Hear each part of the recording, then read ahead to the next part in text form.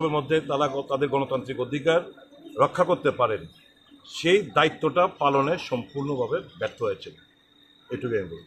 এখনো পর্যন্ত কতটা বুথে এরকম অঘটন ঘটেছে বলে আমাদের রেকর্ডে আছে? পাশাপাশি আপনারা কি রিপোলের জন্য কোনো রকমের চিন্তাধারা এখন থেকে করছেন? শুনুন, এটা দিনের শেষে পর্যালোচনা করে কি হবে, কি হবে। রিপোল তো এই জিনিসগুলো পুলিশ প্রশাসন কগনিজেন্স নিচ্ছে না। আমি তো বললাম যে ভেতরে ছাপাবাজি চলছে না।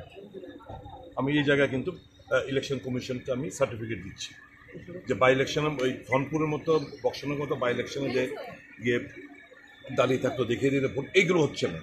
এই জায়গায় ঠিক আছে, কিন্তু ভোটারদেরই যদি তুমি আসতে না দাও, একটা সেকশন ভোটার যাদেরকে তারা চিহ্নিত করতে পারে, হয়তো বা তারা গেলে এদেরকে ভোট দেবেন, তাদেরকে ছাড় দিচ্ছে। বাকি সমস্ত জায়গায় বাড়ি বাড়ি গিয়ে আটকানো, ধমকি দেওয়া, লাইন থেকে টেনে বের করে পড়া, পুলিশদের মারধর করে বের করে দেওয়া।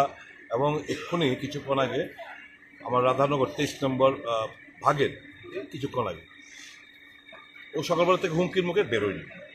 বাড়িতে গিয়ে ওই পরাজিত প্রার্থী 6 আগরতলার বাড়িতে গিয়ে